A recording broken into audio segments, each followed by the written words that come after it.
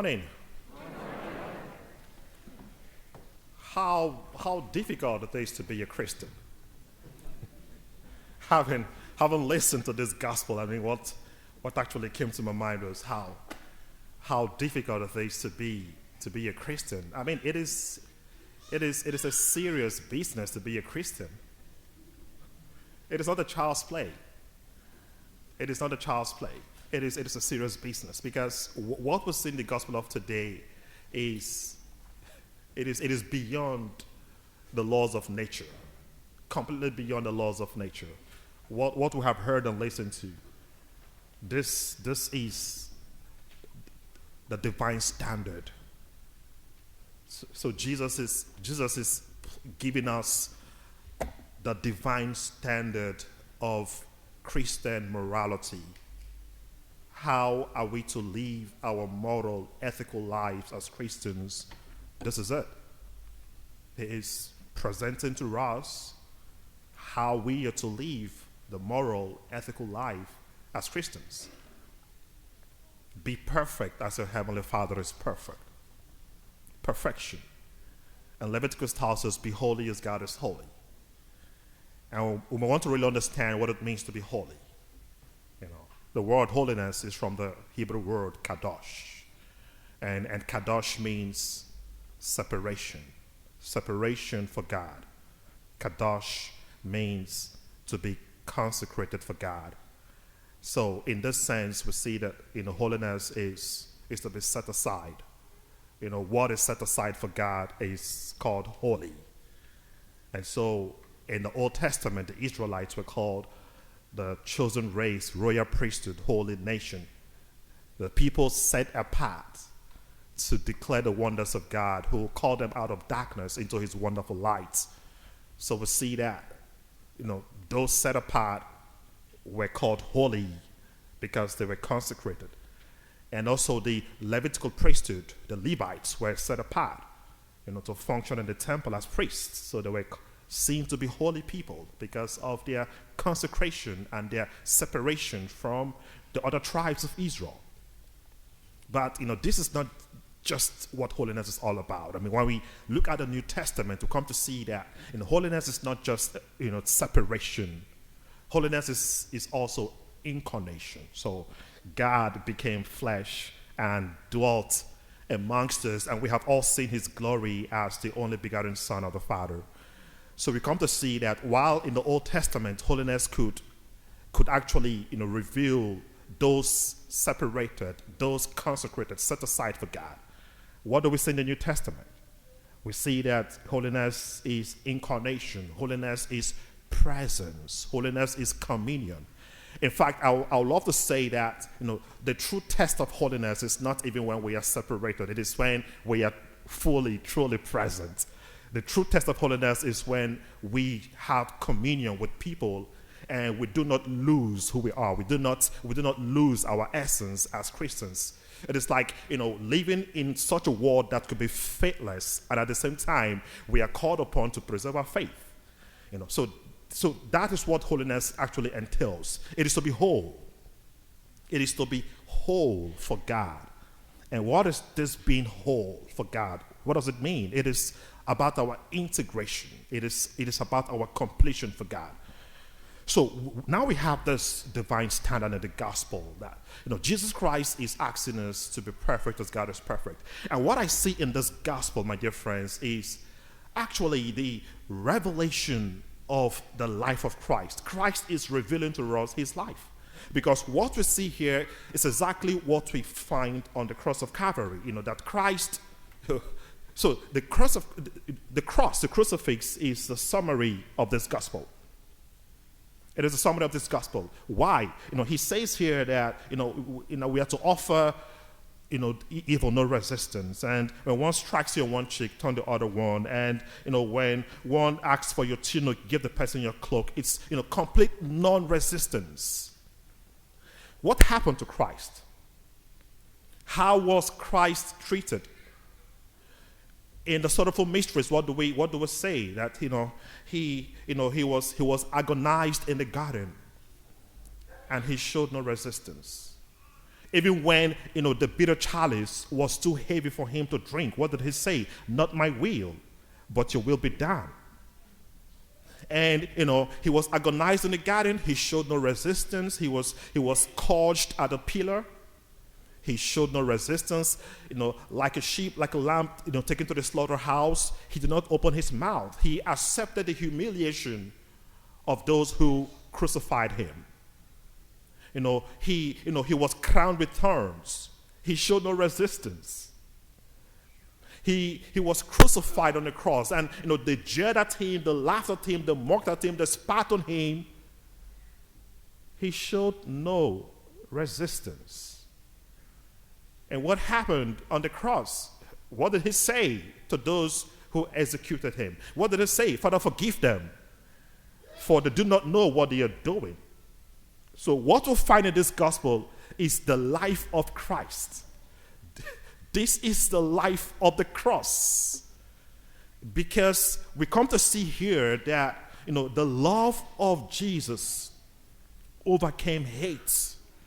The love of Jesus overcame violence.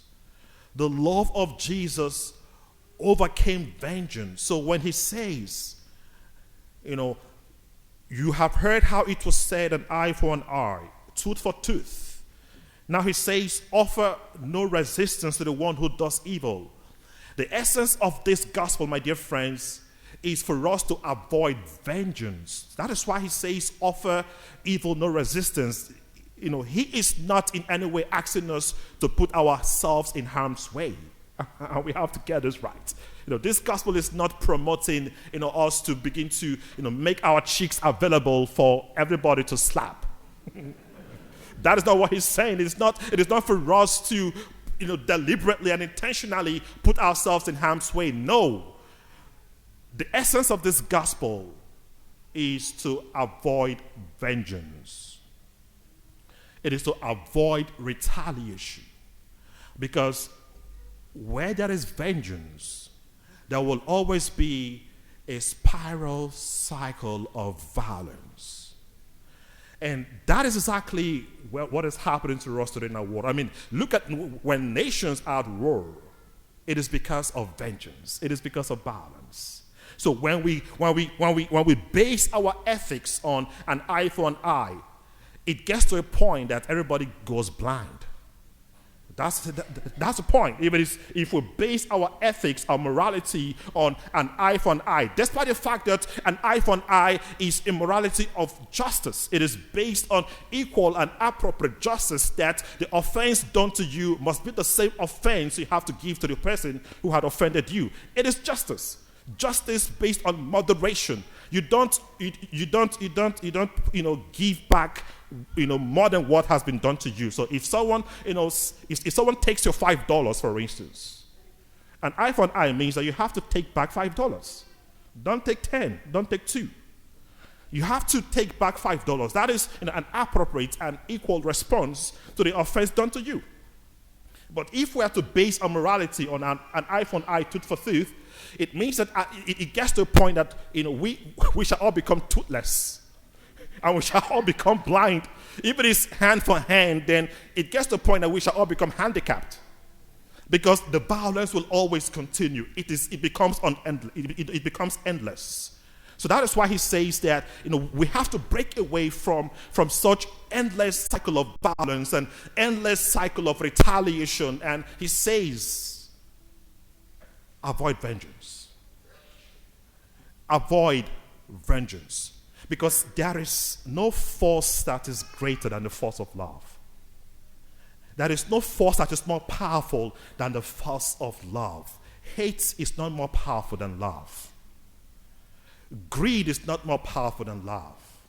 Vengeance is not more powerful than love. There is no force that is more powerful than the force of love. No greater love has he than he who laid down his life for his friend. We see in this gospel, my dear friends, that Jesus Christ, and this is so beautiful. What does he do in this gospel? Jesus Christ empowers the offended. And what do I mean by that? Just listen to what he says. If one tells you to go 1 mile, he says, go 2 miles. So what does that mean? It means that to the point that I am going 1 mile, the person who offended me is in control of my life. But when I am at the end of that mile and I choose to go the 2nd mile, the one who offended me is no longer in control of my life. I am now in control of myself when I choose to go the 2nd mile. So while in this gospel we see the need for us to control our emotions, to apply self-restraint, because when we appeal to our natural instinct, what happens? We descend to that state of nature. Because in the state of nature, the primary law is the instinct of self-preservation, that I will always want to defend myself. And the best form of defense is attack. So life becomes short, nasty, and brutish.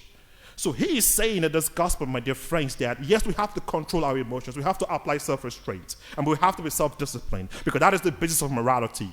But beyond that, and this is the beauty of this gospel, beyond the fact that I need to control my emotions, he is telling us, my dear friends, that we shouldn't allow the offender to control our emotions. And that is why even when he says, go 1 mile, yes, but I choose to go the extra mile because, I am now in control of my emotions.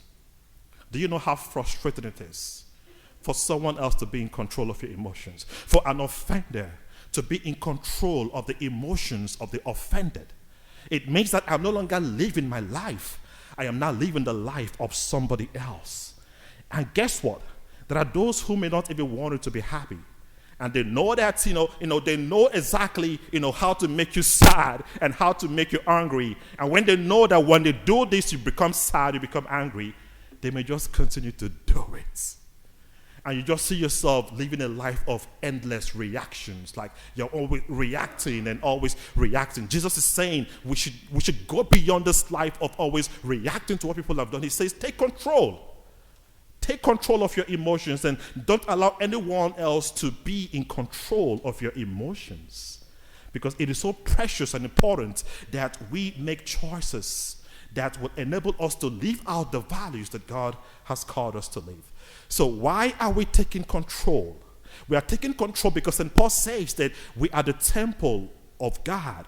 So to take control, in other words, it means that it is God who is in control. So this gospel is saying, take power back from the one who thinks he or she is offending you. Be in control of your emotions. And when we are in control of our emotions, it is God himself who controls us. It is God himself who leads us, who directs us. And when you look at how beautiful this passage is, at the end of the day, we are not fighting physical battles. We, as Christians, based on this morality, we are not called upon to fight physical battles. We are called upon to fight spiritual battles. That is the battle of the Christian. It is a spiritual warfare. St. Paul says, we'll fight not against flesh and blood, but against principalities and powers. So our battle, my dear friends, is a spiritual one. And it only takes God for us to win the battle, because God is the mighty man in battle. And he is the one who guarantees victory over sin, over temptation. The real battle we need to fight is the battle against sin and the battle against evil and the battle against corruption. And it takes God, my dear friends, for us to overcome this battle.